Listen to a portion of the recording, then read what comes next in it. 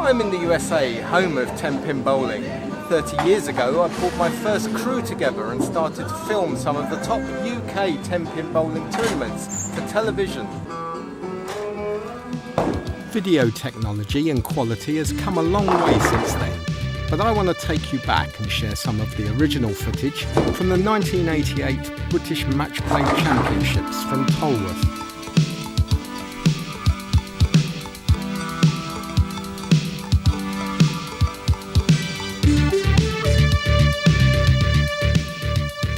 Welcome to the 1988 British Matchplay Championships, hosted once again this year by Charrington Bowl, Tolworth.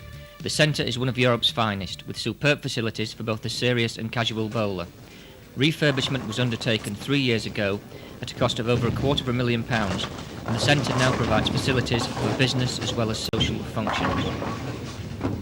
Here we see Colin Bell from Ireland, who has opened up with his six-bagger, and that's 7 in a row from Colin.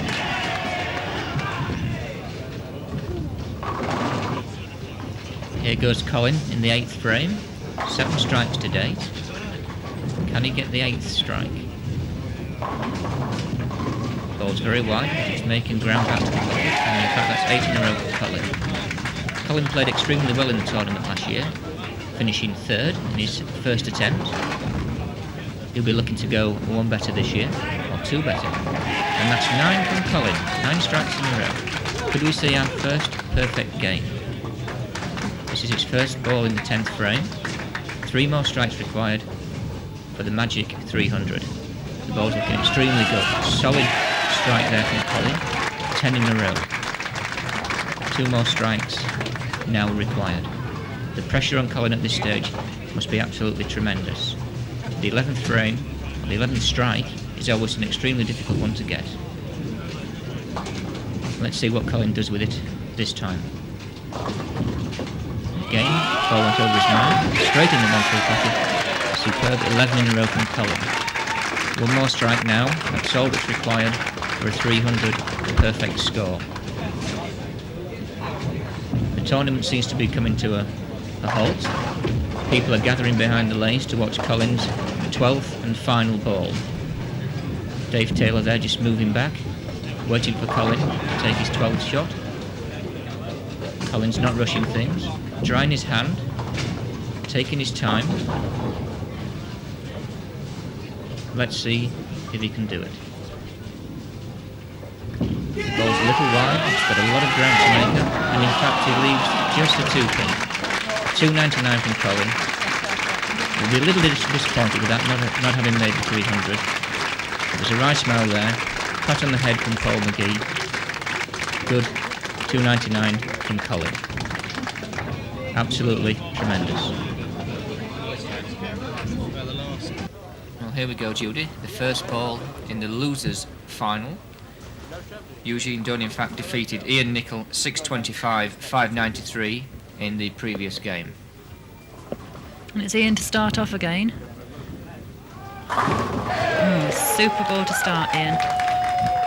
Of course, the fact that he's started means that he will eventually take the final ball of the 10th frame, which, if it's a close match, can make quite a difference. Yes, I'm not sure which way I would prefer it, whether I would want to sit back and see what the other guy did, or have to go out and do it. I like to know what I've got to do. Yes. I think if you play the game to win, that is the right attitude. It's good to see Eugene's got his NST 88 shirt on. Goes in the Brooklyn. This is Eugene's second final this year in front of the lights and the cameras. Mr. James and Mr. Woodcock to control, please. Eugene did finish runner-up to Chris Buck in the Stillorgan Open in January, which was recorded for Irish television. So he'll be getting used to this sort of pressure situation. Of course, Eugene's brother Philip is the more famous one. He's the current British Open champion. Oh, the look of the Irish. I think if Eugene starts playing well, the crowd will get quite vocal. Yeah, well, there's 8 other Irish who are playing in the tournament, and then there were others besides that. And they're not known for being quiet, retiring types. Absolutely not. Mind you, they're certainly good hosts. We had a tremendous time in Dublin earlier this year with them. From what I remember, anyway.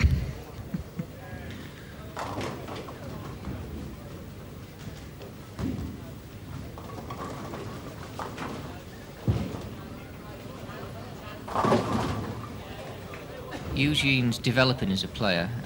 When I saw him last time, he didn't get quite as much on the ball as he is doing at the moment, so he's getting the release better. And I think with this sort of competition, you'll see him develop into certainly one of the top players in Ireland, and he will cause one or two upsets, no doubt, throughout Europe at various times. He's the youngest of the finalists by quite a long way. He's only 28.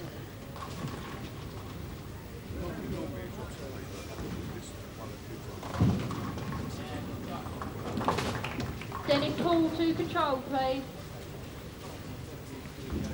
Eugene has bowled fairly steadily to get to this final match. He had a 586 win over Paul Wellstead in the first match. He then had his high series to date, which was 660 against Alan Fawcett, who was one of the originators of this tournament. He then lost to the younger of the two Ratikainen brothers from Finland, 592, 564. He then managed to beat Gary Bulner with a 592. He then played another Finn, Mikko Kartinen. Sounds like an Irish name to most people, but I can assure you his finish. That was 604, 572. He then played what, in my opinion, was one of the favourites in the tournament. That was the extremely good Austrian Ernst Berndt, and he beat Ernst 602, 592. In fact, Ernst has played on the PBA tour in the States, so that gives you an idea of the calibre of the player. He then met his compatriot Colin Bell in the next round, and Colin, previous to that, had his 299 game, and he managed to overcome Colin 609, 577. He then played Brian Michael in a very low-scoring match and came out on top with a 537. And then, of course, he's just beaten Ian with a 625 in the previous game.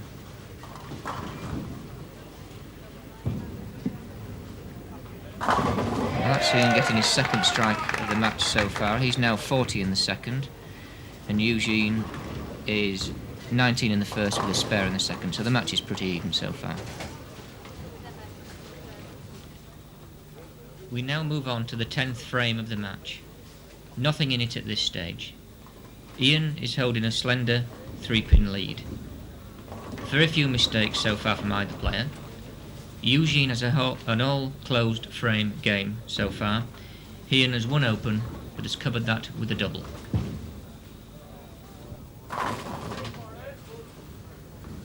So, the scores at the moment. In the 8th frame, Ian Parker is 156, Eugene Dunn 153. Both players have a strike in the 9th, but Eugene has just thrown a 7th in his 10th frame.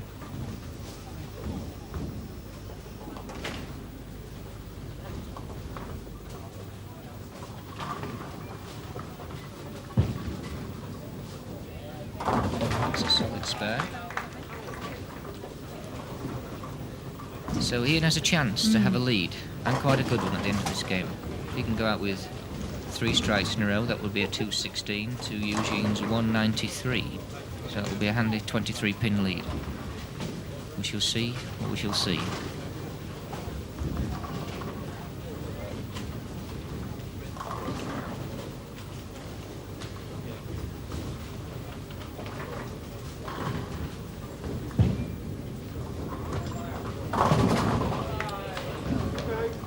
So with that 8 in his fill ball, Eugene finishes with a 191, an all-closed game. Very nicely bowled. Yeah, it's very important if the player is not striking consistently to pick up all the spares. And that's Eugene's game. He misses very, very little.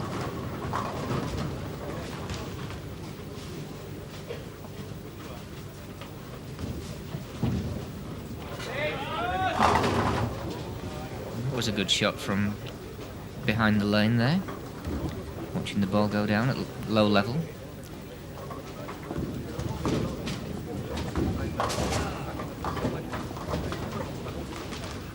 So the game is very tight. The most Ian can be now is 5 pins ahead if he spares this and strikes with his bonus ball in the 10th.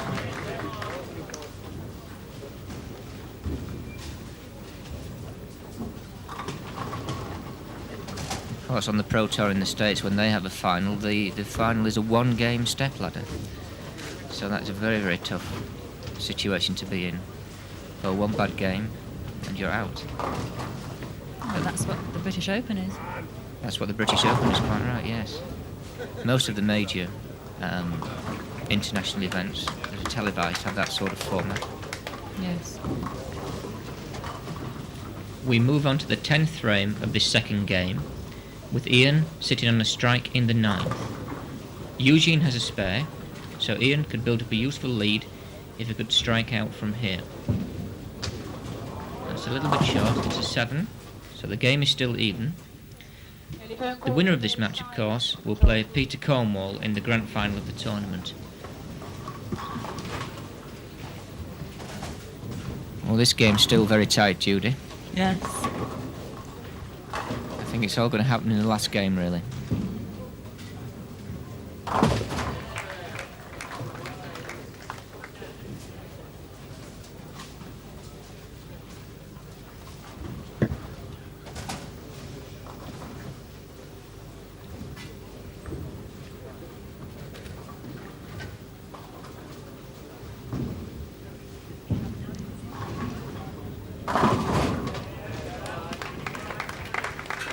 That's 200 on the nose for Ian. Yes, that's 394 over 2. Eugene is on a 2-1-3 pace with a spare and a strike. If he gets a turkey, he gets a 2-2-3. So Eugene is just in the driving seat.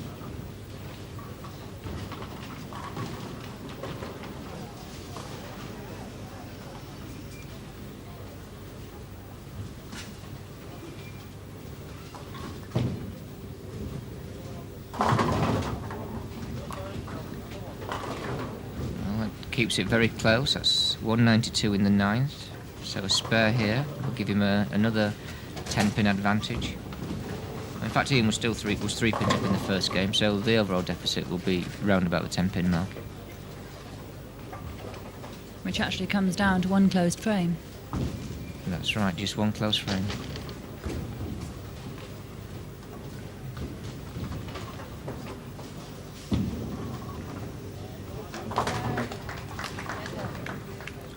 Well, that's 2 games without an open for Eugene. Ian's had 1 open and just that 1 split, the 7-10 we saw in the 3rd frame. No strings of strikes yet, but that's understandable, I think, under these conditions. Both players are playing the game very tight.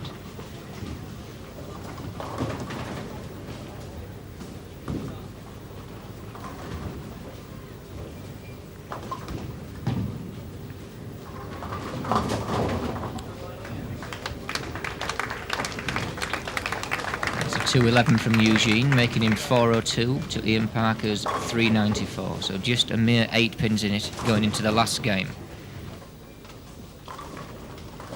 Here we are in the 8th frame of the last game. Ian is still a few pins down, but everything is still to play for in this tense struggle to make the final match of the tournament.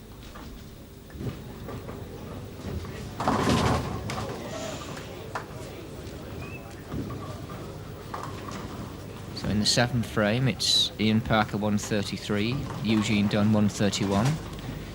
That's 2 pins back, 6 to go.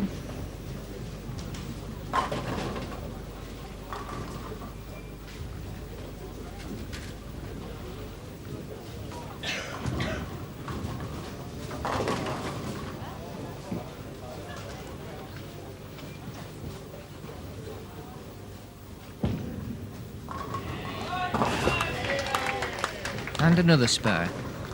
He's sparing with alarming regularity. That's 28 closed frames in a row so far. No opens as yet. Not that many strikes either. No, that's true.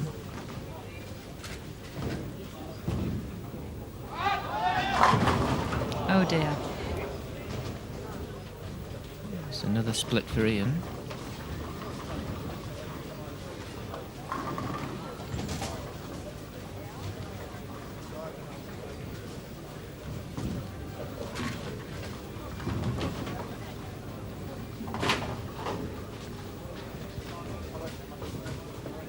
So Eugene now has a 17-pin lead overall.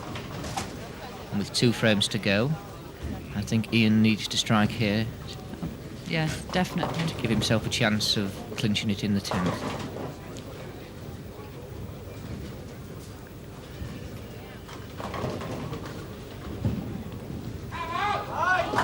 Yes, and there it is. The game is still alive. But Eugene now has a chance to shut out Ian.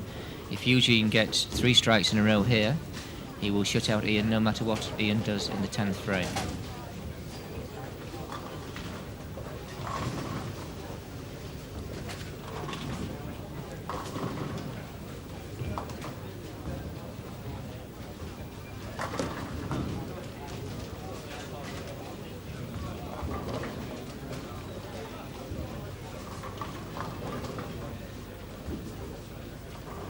A little bit of deep breathing going on there, Judy.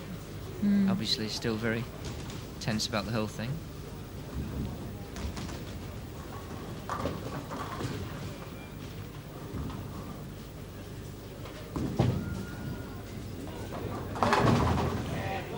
Another 9.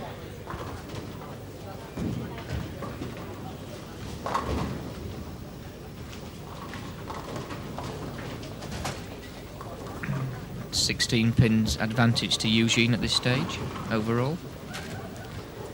But Ian has the strike, so he still has a chance. And that's a good spare once again from Eugene. Yes, that puts the pressure on Ian because Ian has got to double. Mr. Dreger and Mr. Gwynn to control, please.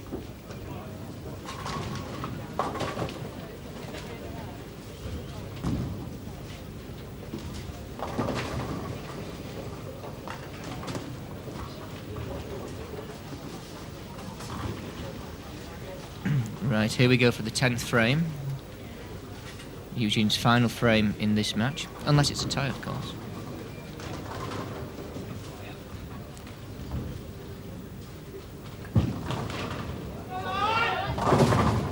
And Eugene gets 9. The door is now open. Ian Parker, it's in his own hands now. Yes, and of course as he's finishing he knows that. That's right. No matter what Eugene does now, Ian can win the game with 3 strikes in a row in the 10th frame.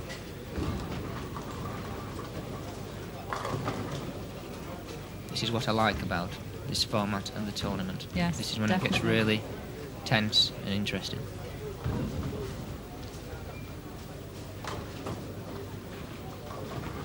But the spare is very important. The spare makes it essential that Ian gets 2 strikes.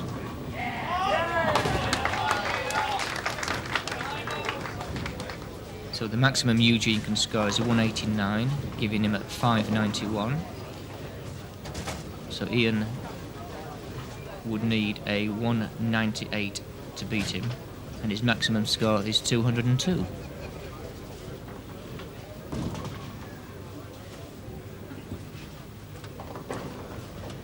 Eugene's been through the whole of these 3 games without opening a frame. Very, very steady bowling. Yes, he's had a total of 7 strikes, and he did in fact set up with a turkey in the second game, which is only double the whole 3 games. The 7 there was really irrelevant. Ian needs the 2 strikes regardless.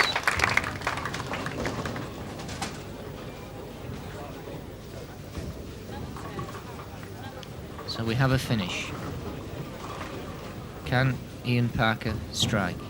The crowd like it, and he got the 9-pin out. A roar from the locals there. 1 more to go to clinch a place in the final.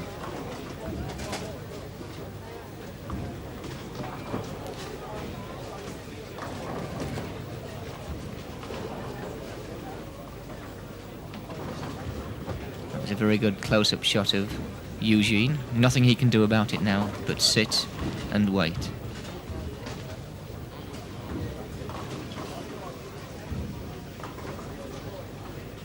Ian's taking his time, taking deep breaths.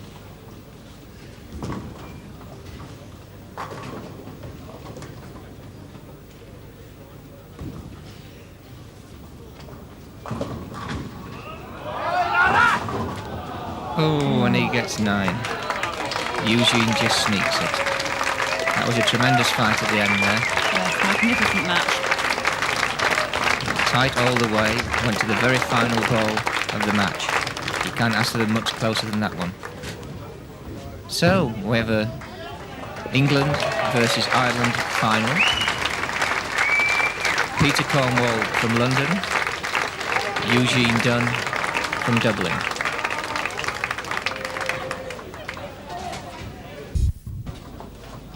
We join the final in the 9th frame of the second game.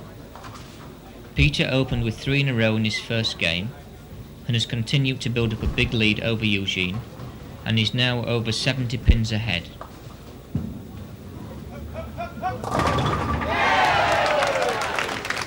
A lot of action there on the ball, a lot of action on the pins.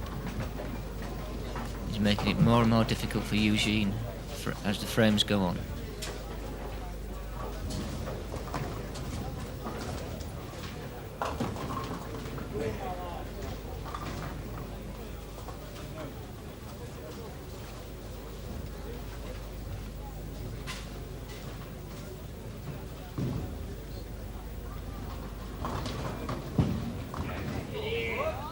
Now that's more like the shot he should be playing.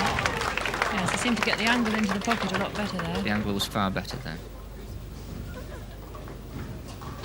No doubt at all about the strike. Now, strike in the 9th.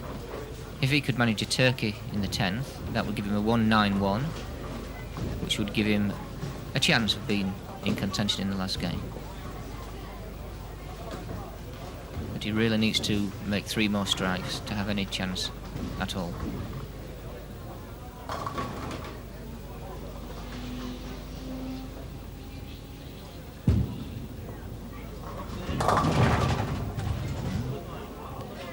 Just the 6 pin left.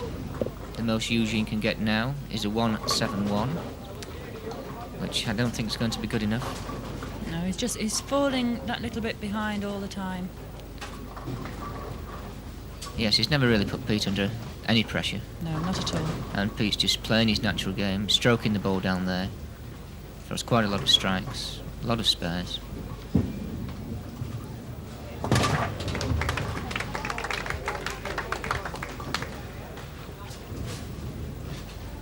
Enjoying a joke with Roger Pertwee there.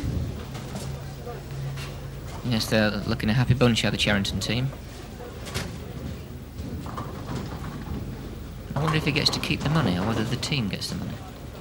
I'll ask John High afterwards. No, I think with the Charrington team, I think what they win, they keep.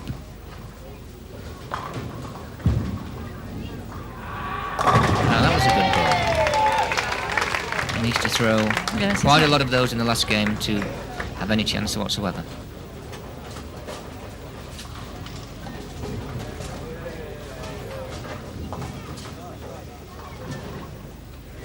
Now Pete's sitting on a strike in the 9th. So again he could gain a lot of pins on Eugene if he strikes out.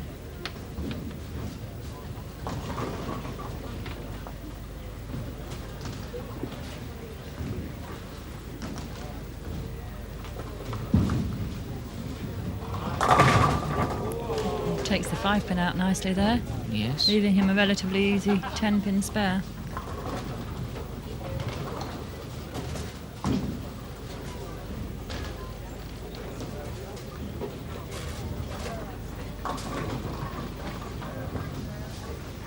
Yes, with a spare here, Peter would have 186 in the 9th, making him a maximum of 206 this game. There is the spare. So that will put him on 410 over 2 games to Eugene's 337, which is 73 pins difference. That was very quick. Yes. But is it right? I don't know.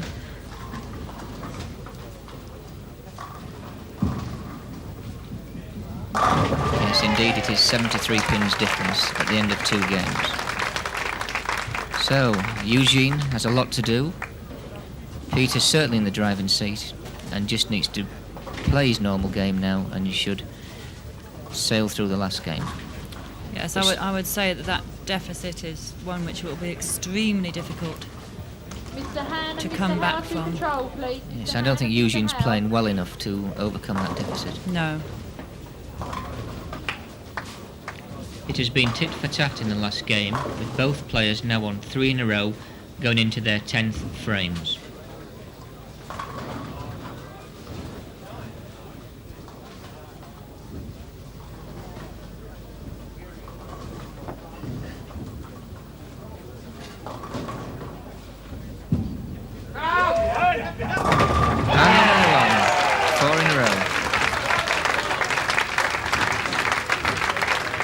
Pete goes all the way out here. He will finish with a 2-3-7. And Eugene could just pip him with a 2-3-8. That would be rather nice to see in the last game. It would be a super finish to a super tournament. Yes, I think so.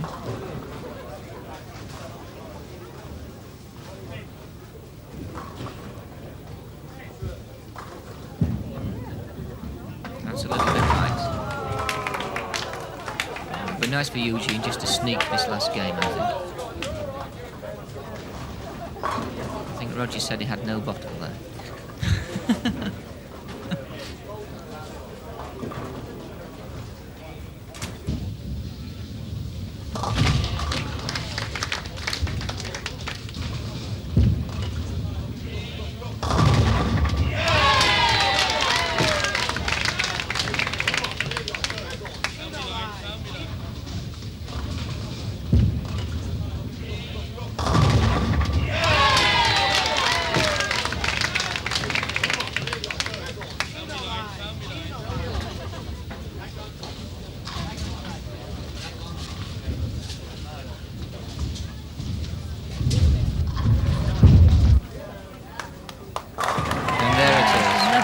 Finish. 6 in a row.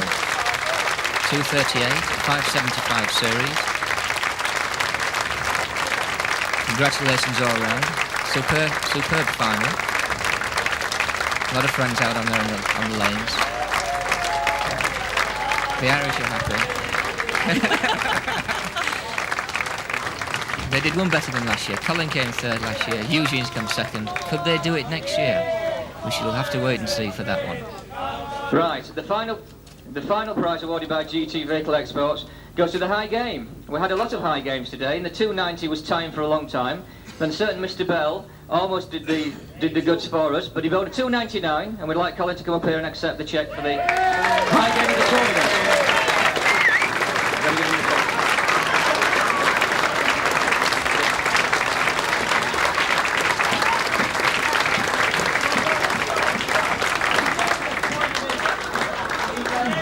I knew Colin was laid back, but that was ridiculous. Now, this that John's going to give him is actually the pin he left, the very same one. So, Colin, that is for you to take back to Ireland. Colin, many congratulations. I watched that from about the 5th frame. Super game. Thanks very much. Is that your highest ever? No, I've had 2 300s, one of them sanctioned. And that was in Dublin? No, both in Dublin, yeah. Yeah. So you get to keep the pin that walked away from you here? Yeah. Which Not pin? that I want to keep it. Which pin was it? It's a 2-pin. 2-pin. It's the second time actually I've left the 2-pin. I've 2 299s, and the second time I left the 2-pin. So you're used to high scores? Well, now and again. Now and again. Super. Thanks very much for coming over, and to the rest of the lads as well. Cheerio. Bye-bye. Right, and the runner-up in today's tournament bowled extremely well. Just couldn't do it at the end of the day. From Ireland, Eugene Dunn.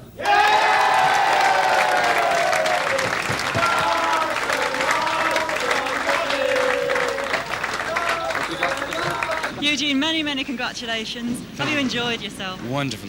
Best tournament I've ever played in. Is this your best result? No, in the Irish Open I finished 2nd place also. But the organisation of this tournament is just incredible.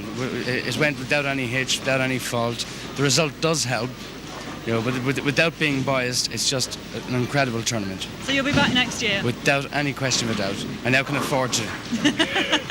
Wonderful. Thanks very much, and thanks to the rest of the Irish you're lads, welcome. because you really make it worth coming to. Thank you very much indeed. Thank you. The winner of today's tournament, I believe his odds were 500 to 1 at the start of the tournament. Never looked like getting beat all the tournament. His low set was 586, the only time he dropped below about 610. From here at Tolworth, Peter Cornwall.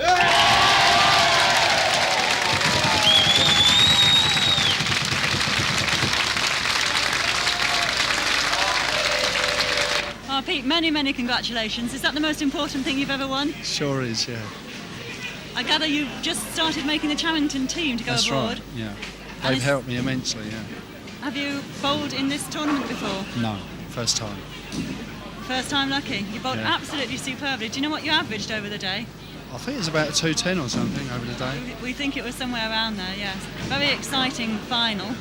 But you were ahead from very early on, really. Yeah, I had a lead, yeah. Did you ever feel worried? Oh yeah, sure, yeah. I felt worried right up to the end. You didn't look it. You looked Oh, I did, I felt... absolutely calm. No, I didn't. Magnificent. Yeah. Do you get to keep the money, or does the money go into Charrington Pool? No, it goes into the Charrington Bowl. Oh, terrific. And have you enjoyed it? I have, yeah. Bet. I'd like to make a special mention to John High, who's helped me immensely through the Charrington team, being my first time. Super. Thanks very much for talking to us. Okay?